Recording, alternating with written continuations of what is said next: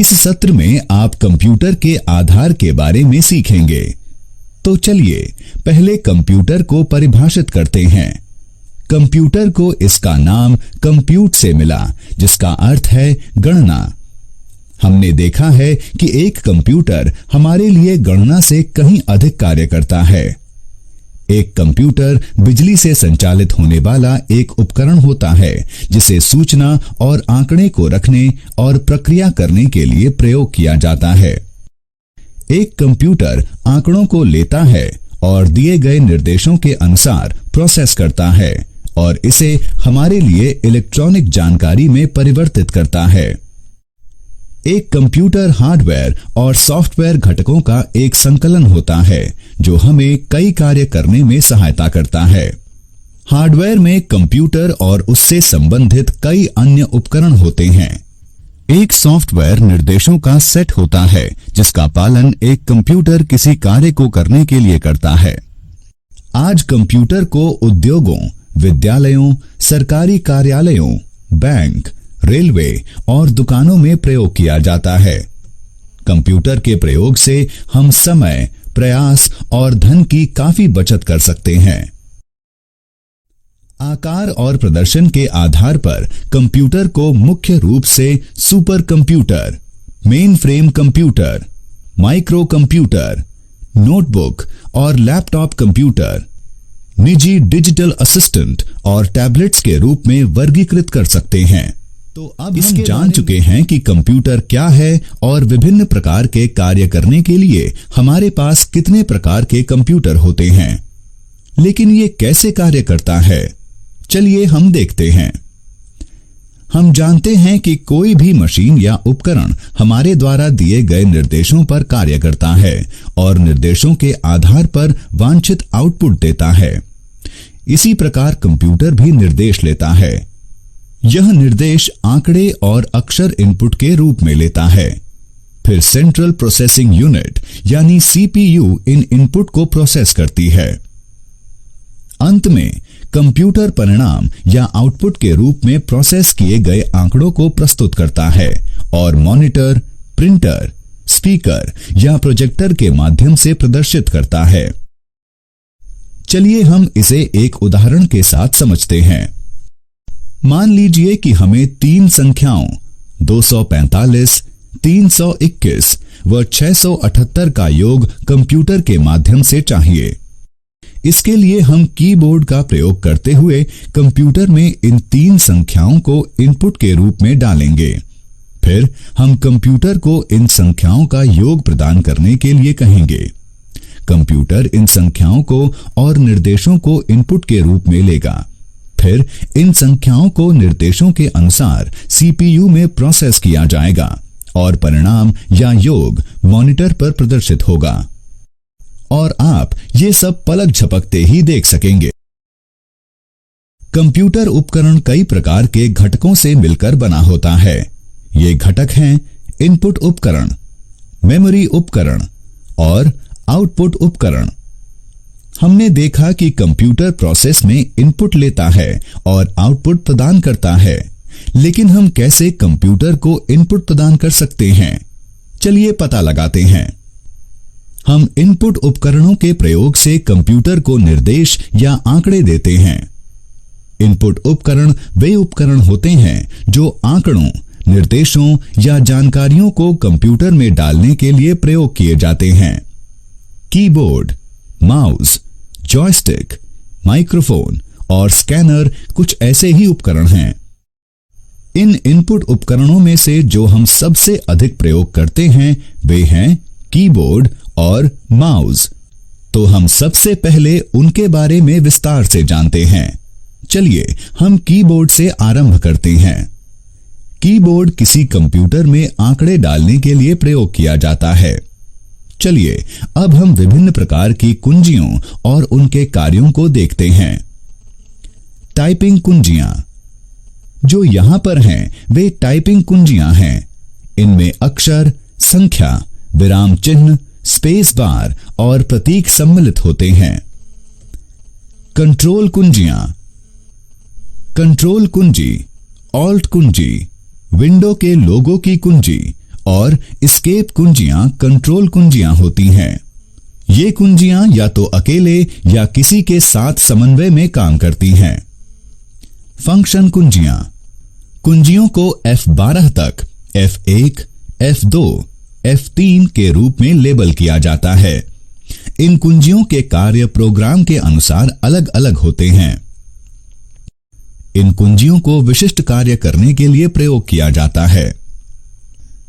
Navigation कुंजियां, navigation से अर्थ है स्थानों का पता लगाना। नेविगेशन कुंजियां दस्तावेजों, डेटा शीट, प्रेजेंटेशन या वेब पृष्ठों में कहीं भी जाने और टेक्स्ट को संपादित करने में सहायता करती हैं। इन कुंजियों में एरो कीज यानी तीर कुंजियां, home, end, page up, page down, delete और इंसर्ट शामिल होती हैं। फिर यहां पर यह अंकीय कीपैड है। यह संख्याओं को डालने के लिए परंपरागत कैलकुलेटर के जैसे बना होता है। अब यह माउस देखिए। इसे माउस कहते हैं क्योंकि इसका आकार एक वास्तविक चूहे जैसा होता है। माउस का प्रयोग सीखना बहुत ही रोचक है।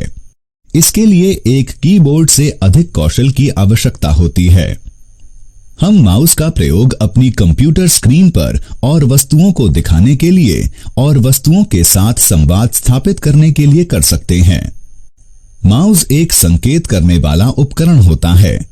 जब हम माउस को हिलाते हैं तो हम एक छोटा सा तीर देख सकते हैं। इस तीर को पॉइंटर कहते हैं।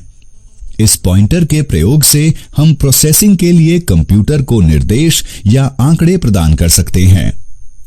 एक माउस में 2 बटन होते हैं, एक बायां और एक दायां।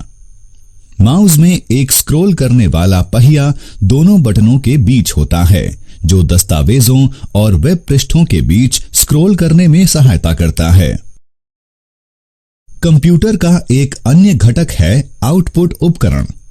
इन उपकरणों को उपयोगकर्ता के लिए प्रोसेस किए गए आंकड़ों या परिणामों को प्रदर्शित करने के लिए प्रयोग किया जाता है।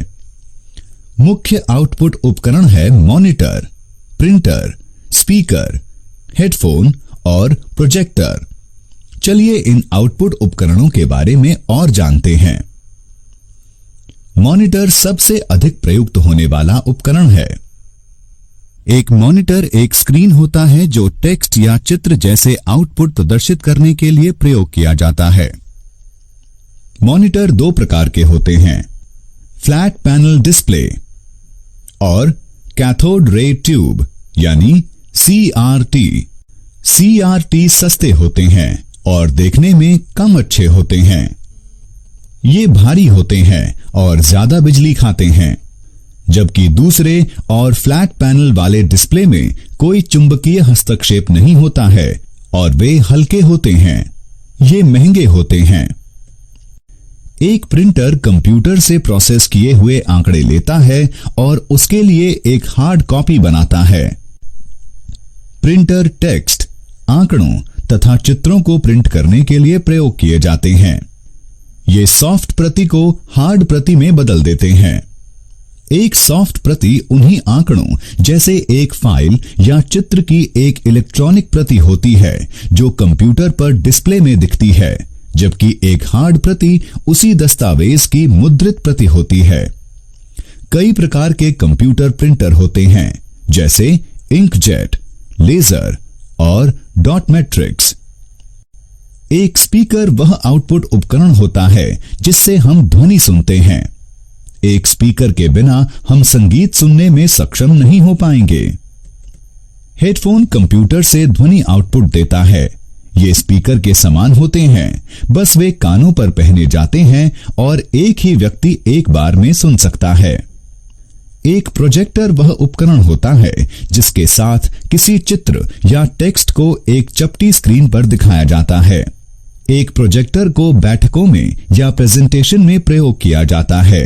यह कई लोगों के लिए प्रदर्शन संभव बनाता है।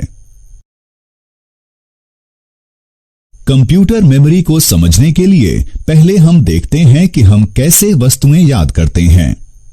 जब कोई हमें अपना नाम बताता है या बताती है तो क्या होता है? तब हम नाम याद करते हैं। तो जब हम उसी व्यक्ति से अगली बार मिलते हैं तो हम उन्हें उनके नाम से बुलाते हैं। नाम कहां पर भंडारित होते हैं? ये हमारे मस्तिष्क की स्मृति में भंडार हो जाते हैं। जब भी हमें कुछ पता चलता है तो वह हमारी स्मृति में भंडार हो जाता है।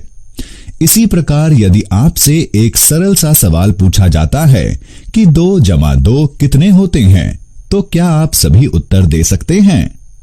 एकदम सही, 2 + 2 होते हैं 4। तो आपको कैसे पता चला? आपने अपने मस्तिष्क में गणना की, सही ना? इसी प्रकार कंप्यूटर को चीजों को याद करने की और कुछ गणना करने की और सरल प्रक्रिया करने की आवश्यकता होती है। इसे एक मेमोरी की आवश्यकता होती है। तो जहां पर कंप्यूटर आंकड़ों और प्रोग्राम को भंडारित करता है उसे कंप्यूटर की मेमोरी कहते हैं। कंप्यूटर में 2 प्रकार की मेमोरी होती है। ये होती है प्रारंभिक या मुख्य मेमोरी और द्वितीयक मेमोरी। अब मैं आपके लिए कंप्यूटर मेमोरी की व्याख्या करता हूं। मुख्य मेमोरी बहुत ही तेज होती है और इसे रैंडम एक्सेस मेमोरी अर्थात रैम कहते हैं। आंकड़े और निर्देश मुख्य मेमोरी में सहेजे जाते हैं, जहां से उन्हें सेंट्रल प्रोसेसिंग यूनिट सीपीयू परिणाम हासिल करने के लिए प्राप्त करता है।